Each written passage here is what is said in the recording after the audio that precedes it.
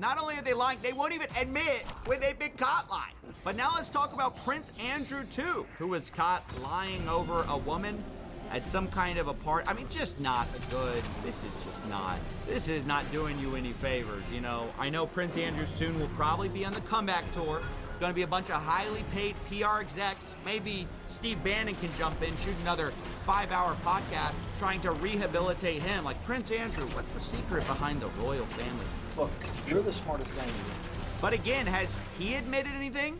Has he denied everything? Now, we should also probably talk about Noam Chomsky as well, the guy behind the book Manufacturing Consent, which in hindsight, maybe we should have suspected something. But either way, he also sends some reputational advice to his buddy Jeffrey Epstein. He says, I watched the horrible way you've been treated by the press and public. It's painful to say, but I think the best way to proceed is to ignore it.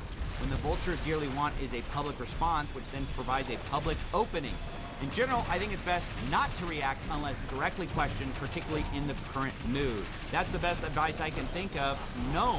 Now, he sends that to Matthew Hiltzik of Hiltzik Strategies, who is a also famous PR guy, I guess, trying to help Epstein, I assume, who responds, I think that is wise. Now, later talking with Bannon, Epstein loops in Hiltzik again. He says, Matt Hiltzik thought your idea was epic.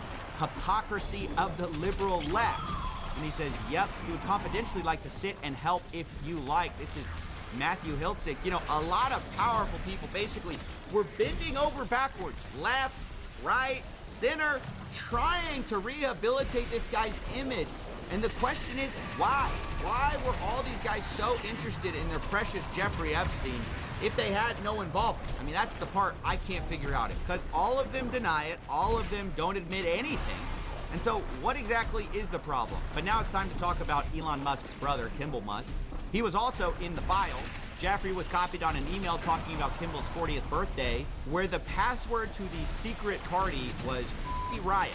And then in all caps, Boris, the sender of this email, says, I am not joking about the password. This was in 2012 in September. And now that's important because a little bit later, Kimball Musk is emailing Boris Nikolic and Jeffrey Epstein, and he's talking to them about being connected with some redacted name and saying, I believe you both played a role, whatever that means. Now, whether this was at the party or, you know, right after their meeting in October, I don't know. But what's interesting is Boris responds and says, Kimball, just FYI, you better be nice to redacted. Jeffrey goes crazy when someone mistreats his girls/friends, so better be very nice to her. Kimball Musk responds, message received, wide and clear. Then he says, seriously, I'm very happy with my time so far with Jennifer. She's great. Now again, was that supposed to be a redacted name we just read? Like, I don't know. They've been redacting it in earlier emails, and all of a sudden you just get Jennifer. I can't really figure that out. But what I can figure out is that a little while later, a few days later, Jeffrey Epstein gets an email. Now we know Kimball credits the meetup and says Boris and Epstein were responsible in some way for this. But now Jeffrey Epstein's being emailed about Jen's schedule. Is that Jennifer? I mean, it seems like it because Jen's schedule for the rest of the year, and it seems like the assistant has copy and pasted Jen's response because she says, Sue, these would be dates in November, and then starts saying, you know, this, she can go to New York. She says the 29th and 7th, she's free. Kimball to New York. Then she says, Kimball, Jen, London. Kimball, Jen, London to Morocco, question mark. Then she has a break, and then it's Jen, Kimball, St. Bart's. Assuming we're not sick of each other by the end of November.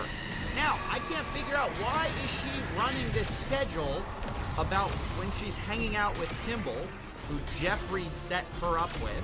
Like, why is she running this by Elon Musk? To be clear, I don't know. You know, there could be, I guess, innocent explanations for this. Maybe, I don't know. But all I see are constant, powerful people either being introed to girls, talking about the harem, talking about beautiful ladies, and the FBI, they can't figure it out. They have no evidence to even investigate third parties. Why? I guess because they're rich and powerful. Around the world, we're seeing resignations, we're seeing people lose their status. But here in the United States, we've got like multiple presidents in the files. We've got the world's richest man in the files, several of the world's richest men in the files, and we just can't drum up any kind of evidence. It's just incredible to me. Now, I also want to talk about another rich and powerful person, and that is Peter Attia. He's a podcast bro. He's a longevity expert. And actually, funny enough, I read his book. And that's going to come into play here in a second because, oh boy, did I get some additional context. But let's start here with something that Peter Attia sent Jeffrey Epstein. He says, subject, got a fresh shipment. And then Epstein responds, me too, and there's a completely redacted image. Is that a girl? Is this bad redactions? You know, we don't know, although we'll find out in a second because later Peter responded to this. But Peter says, please tell me you found that picture online. Jeffrey responds, got a fresh shipment, afraid not. Peter responds, you know the biggest problem with becoming friends with you? The life you lead is so outrageous, yet I can't tell a soul. Why, Peter? Why can't you tell a soul? Why don't you tell us now? Now that it's all out in the open, why don't you tell us why you can't tell a soul the secrets or the life that Epstein leads? And then we get another redacted photo, right? And then some more images, and Peter says, please tell me that's not where you actually are. And Jeffrey says, you can see the gym in the middle, just me and 4. And Peter says, I think you might have a more interesting life than the Dos Equis guy. Is this off the coast of France? No, it's my island in the Caribbean near St. Thomas. Go to Google Earth and type in Little St. James. Beautiful. Isn't that nice? Behind closed doors, it's beautiful. In public, you know, we'll hear about what a monster this guy is, right? But behind closed doors, when nobody's watching, oh, it's beautiful. There's some other stuff Peter Attia said, which I'm not going to get into. I don't think it's very, appropriate for medical professionals to be saying such things. But, this wasn't all business, right? This wasn't just doctor-patient kind of stuff. There's a lot of guy talk, a lot of banter between the fellas about ladies. And maybe that's why Peter Attia says that hopefully Jeffrey Epstein is in town when I'm back in 2 weeks. I go into Jeffrey Epstein withdrawal when I don't see him. So guys, these two were close. I mean, apparently so close that, Peter Attia goes into withdrawal when he doesn't see him. Peter Attia says, are you on island? Jeffrey Epstein says, P Beach, probably Palm Beach. And he says, what do you do when you get there? Jeffrey Epstein, guess. Peter Attia, besides that, I mean, they're not even trying to hide it, guys. This is barely code at this point. What do you do? Guess. Well, besides that, Jeffrey, we know what you do, right? So it's so funny that the FBI's like, we don't know. We can't tell what's out there. We have no evidence, right? No evidence that could predicate an investigation against uncharged third parties and then proceed to dump on us a ton of evidence, at least to investigate, right? I'm not saying these people are guilty. Obviously, all of them deny, don't admit, blame other people, say other people are responsible for everything. So that is taken as a given. I am not accusing anyone here.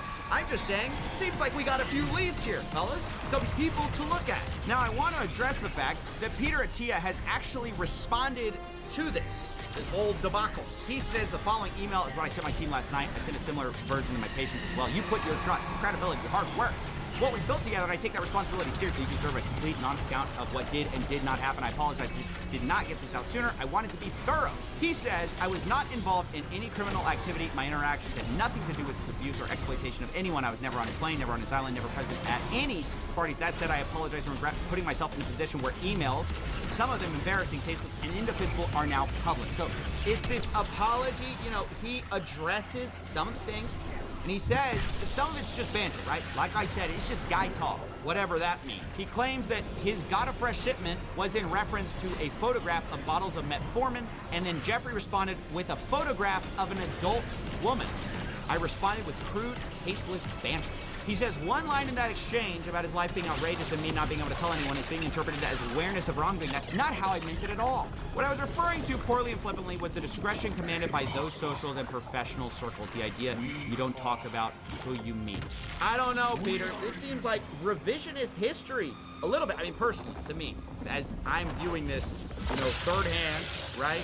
Just from the outsider perspective. Now, Peter says he did ask Jeffrey about his 2008 conviction, because all this happened afterwards, right? He characterized it as prostitution-related charges. In 2018, I learned that this was grossly minimized. I was incredibly naive to believe him, and then later explained